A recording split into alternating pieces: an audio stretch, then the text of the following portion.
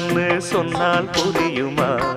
அது கொஞ்சி கொஞ்சி பேசுறது கண்ணில் தெரியுமா?